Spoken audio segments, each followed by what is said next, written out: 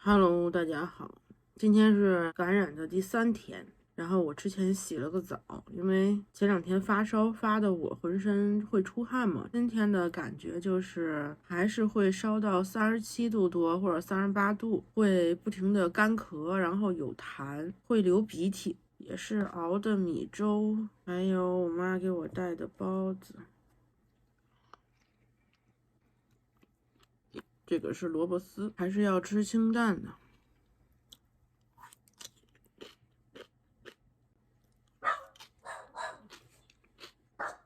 他们都说这个病毒是不会传染给狗的，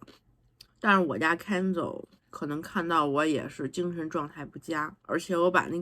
我的这屋里的门给它堵住了嘛，就是不让它进来。但是我家狗看见我也躲得我很远，狗是不会传染上这个病毒的。现在不好说是怎么传上的，然后也不是很近距离的接触人，也没有去过超市啊、商场啊这些，那肯定就是电梯。然后我朋友发烧感染，他说他可能就是之前点过一次外卖，他也没有出去过，因为他也是居家办公。现在的送外卖的也是非常的，就是工资很高，但是他们都说基本上都是阳了，然后要不然就是阳过的。很容易被传染。我们这种天天在家待着的人，对吧，都容易传上，不知道是什么情况。我觉得这个病毒还是挺隐秘，并且挺危险性很高的。因为普通的感冒应该就是近距离跟别人接触说话呀，还是不戴口罩的时候。那现在我们大部分人都戴口罩，而且2个人面对面就打一声招呼，就是我给你外卖或者快递的这么一个时间段，或者是在电梯里，对吧？别人可能有患者上过这个电梯，就证明这个病毒它在空气里残留的时间还是挺长的。所以它的传播效果会比较快，而且感染的人会比较多。一般的感冒的话，如果你不是很近距离接触，或者是说，有人冲你打喷嚏啊，或者没有戴口罩啊，或者他感冒特别严重的情况下，你可能抵抗力不太好的情况下，可能才会传上。那这个基本上很快速。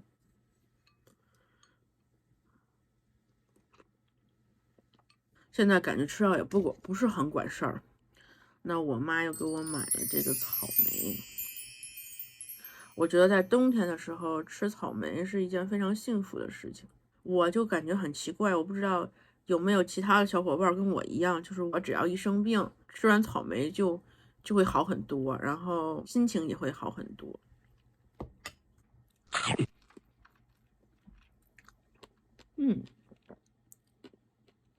真好吃。我之前去日本的时候，我在那个酒店的时候跟旅游团嘛，因为我去的是北海道，然后他有那个螃蟹腿啊或者什么。实话实说，日本人吃东西是非常少，可能因为长寿的原因，或者是我是北方人，反正我觉得没吃饱。当然不知道为什么，就是他那个酒店的草莓特别特别好吃，就是有一种像你吃了糖果一样的草莓，很甜，但是又不是很腻，口感也比较好。这种草莓可能会更发酸一点，因为它肯定是那个催化，就是用那个科技与狠活吧，估计是啊。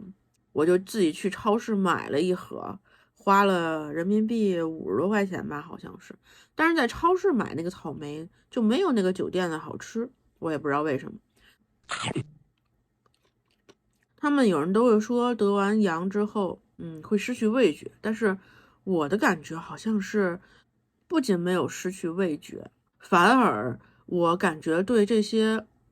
食物啊，就是用嘴去品尝的地方，当然鼻子现在肯定是不太好使了。我吃进去的东西，比如说草莓，我就会感觉应该比平时会更酸。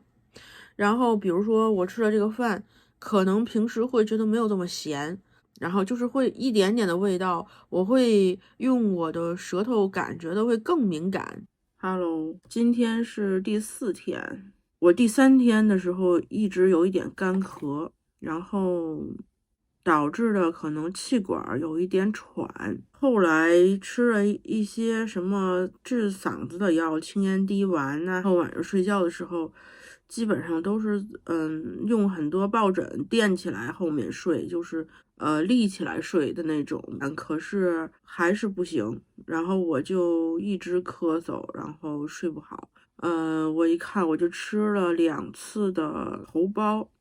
消炎药。今天又睡了一天，然后还是低烧，还是37度2到37度9之间。吃完第2次消炎药以后，就睡得好多了。然后现在又要吃点东西，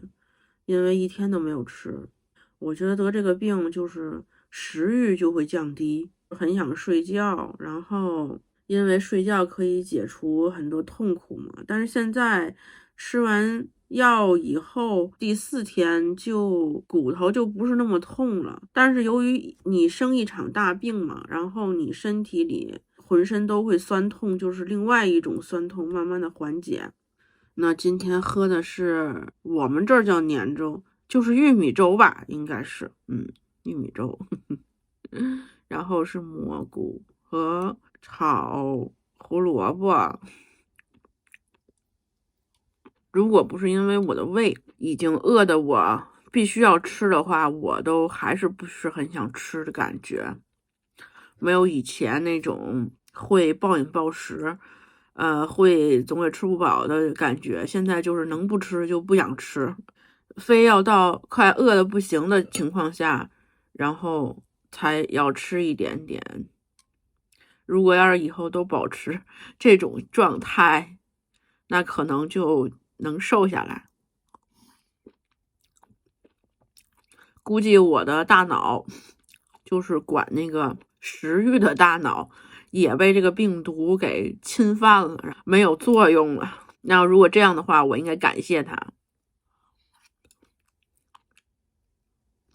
我觉得我4天基本上就算是往好的恢复上去开始走了，所以说还是要小心。网上都说什么，如果要是阳了的话，就一家都阳。我真的不建议这样，因为这个病还是比较难受的，而且如果年龄大的人，就可能他这个病会更严重，而且每个人跟每个人的体质恢复和他的这个病毒感染在他身上，是不一样的。而且这个病能不要得就不要得，就是如果在一家里能防御的话，尽量就是防御。因为就是普通感冒，你被传上，就是家人互相传染也是不好的，因为它的病毒会变异，然后可能就会引发出更多的一些其他的新的病毒啊，或者是问题。所以说能给它控制住还是控制住最好啊。不要听信他们说的就是全阳了怎么，我是没有办法。我觉得我回想了一下，我阳的原因有2个方面。第一个就可能是我们这楼里面有人阳，但是他没有做好防护，然后在电梯里啊或者其他的地方会走来走去，然后我呢又没有打针，然后我基本上都是戴口罩的，普通的医用口罩其实是没有用的。这就可见这个病毒有多么厉害，对吧？你防它都防不住，你还不防它，我的天呐，这是有一种可能。第2种可能性是，我回想起来，我在得病的前1、2天，就是我家楼的这个有人搬家，然后搬家的时候，这个可能也许是他们就2、3个人，就是可能会有人是阳性，也可能是已经得过了，然后出来了。因为它也是要靠电梯，这个病毒我觉得最大的问题它就是封闭的地方。其实你要是在空气也许还好，但是你只要是封闭，可能你就逃不过。因为我家是2楼，所以说你看从1楼到2楼的电梯这么快的速度，它都能传上戴口罩的话，那这个很严重。要么就是一些有快递的呀，然后就是外卖，但我好像很久没有叫过外卖，然后快递都是扔到门口。得病这个事儿哪有好事儿啊，是吧？哎，这要发钱的时候，可能就是大家要是抢也能理解，这个得病怎么还抢起来了呢？我也是服了。看我妈给我买的桃罐头，因为我害怕咳嗽，所以说我就不能吃那个桃罐头里的甜水啊，我就用那个矿泉水来给它泡一下。现在他们说全网除了这个莲花清瘟跟益心药之外，最抢手的就是桃罐头，太搞笑了。不过确实，桃罐头在冬天的时候，尤其是北方，老人吧，就是我的姥姥或者是我父母那一辈人，他们就是那个年代没有什么新鲜的水果啊，在冬天，所以就是把这个做成这个罐头的这种水果，尤其是桃子，非常非常好吃。然后我小时候也很喜欢吃桃罐头，现在不是有那个新鲜的水果嘛，然后就家长就觉得，哎，你吃这种桃罐头就不如吃新鲜的水果这么好，就不让吃。那这一生病呢，就可以吃了。嗯，好好吃。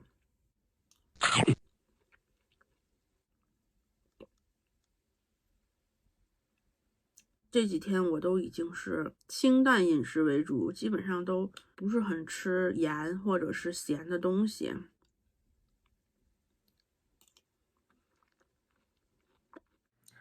Hello，我已经不发烧了，然后我的鼻子就是会起了几个泡，然后嘴巴之前有一点发烧，发的有点出血，但是今天的精神状态要比前2天好了很多。虽然我说话的时候比前些天感冒的声音更重了，但是现在只是打喷嚏，会咳出一点痰，可以起来工作呀，收拾屋子呀，慢慢的恢复。吃也还比前2天要更好一点吧，所以我终于可以喝咖啡啦。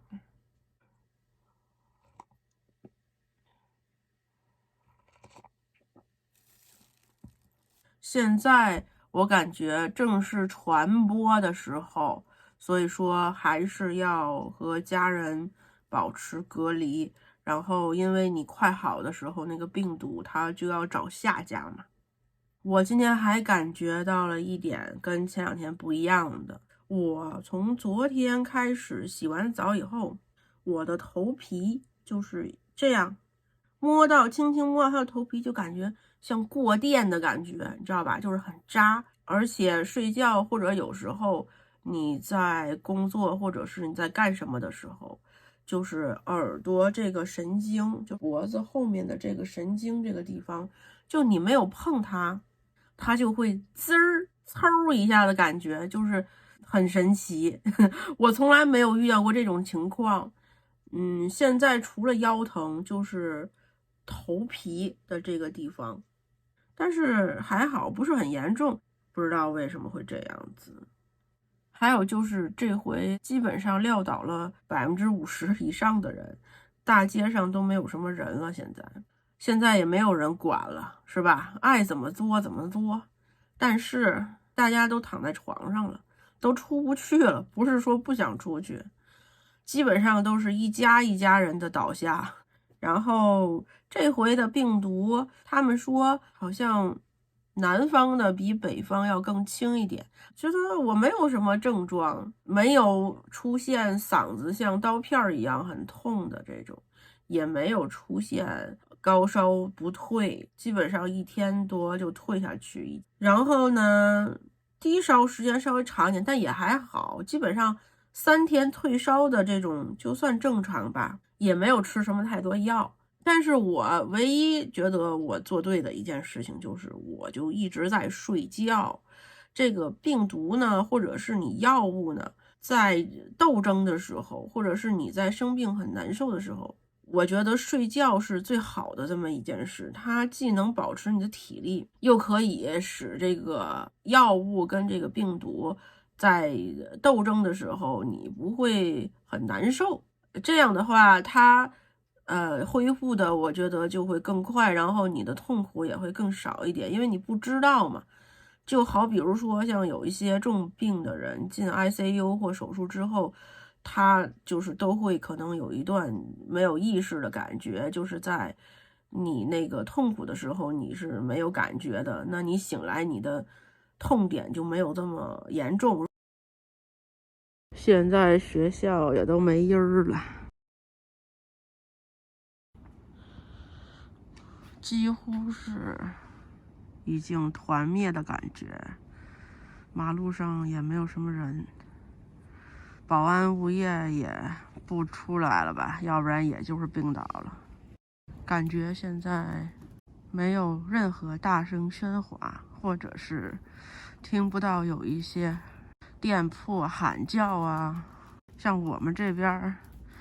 有机构，然后吹拉弹唱的，对吧？有孩子，有送快递都没有了。现在已经基本上城市安静程度已经接近于零，没有孩子出来，然后屋里也没有那种很杂乱的声音。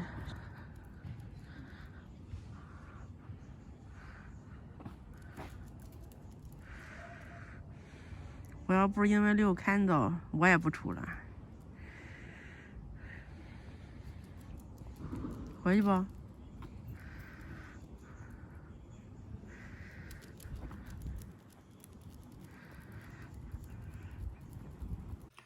Hello， 大家好，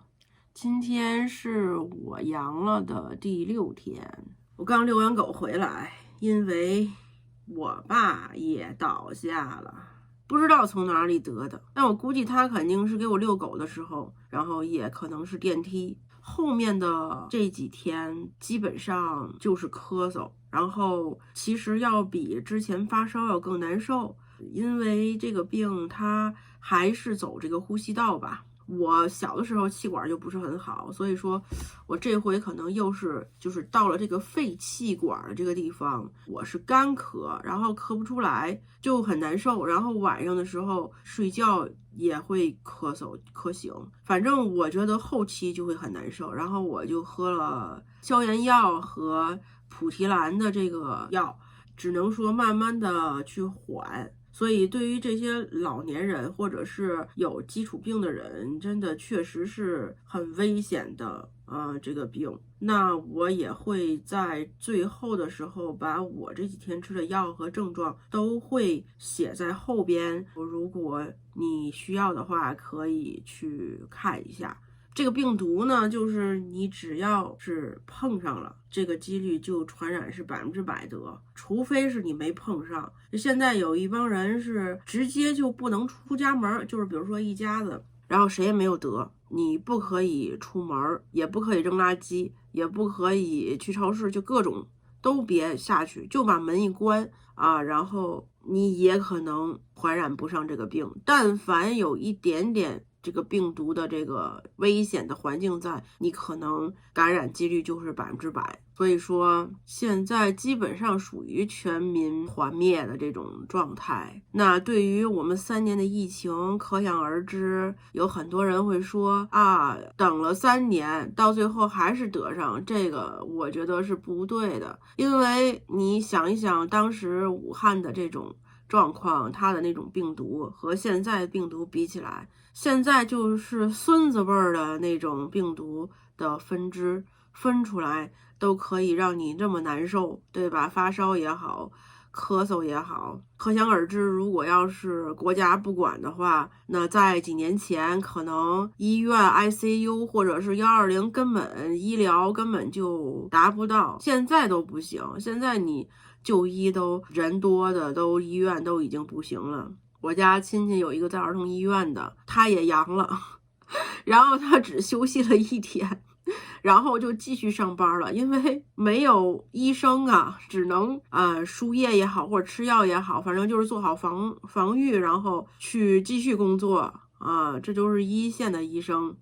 包括药品呐、包括医疗啊，这个你在一个团灭的状态，你根本你就控制不了，你也供给不会那么快的这种，是吧？所以说能不得还是不得，就包括现在或者是之后也可能会有复阳的人。我觉得这种是属于个人的这个道德吧，就是你在得了或者是在得了以后自觉的居家隔离啊，不要再传播给别的人。现在有很多人心态很差，你知道吧？一个社会它所经历的有一些灾难，往往对于一些穷人或者是一些素质低的人，他会体现的更多一点。很多人都会觉得马路上都是阳的啊，所以他出去，然后就是他不在乎。但你这种事情，你不能保证100%都是阳的，对不对？那如果有一个没有得的人，那就是你把他传染，就是会多一个生病的人。还有人会这么想那个我把我的病毒传给别人，然后我就好得快，你这样也是很缺德的，对吧？这个道德也是很差的。所以说到最后，那想一想，真正吃不上药的，或者是说真正没有这个医疗条件能给予的，往往也都是那些穷人。所以说，越是老百姓，越是就是很普通的人，我们越要去自觉的去把自己的身体管理好，你这样你才能省钱，对吧？你省钱，你才会去更快的工作，更快的赚钱，去更快的还房贷呀，或者是让社会恢复、经济恢复的会更快一点。这个对于普通人来讲，生活非常重要的，对不对？如果你没有工作、没有钱、没有社会的这个经济发展的话，可能不会影响到那些有钱人，他们可能得了新冠也好，或者是环境对于他们来讲，可以随时的创造出，比如说人家可能有自己的别墅，或者是可以飞到别的地方，就是疫情少的地方，就包括疫情了以后买药也好或者医疗也好，对不对？人家私人医生也好。对于他们来讲，可能疫情真的不叫事儿，而且就是从金钱指数来讲，他不工作和你不工作的概念是不一样的所以我觉得很多人还是应该好好的自省一下。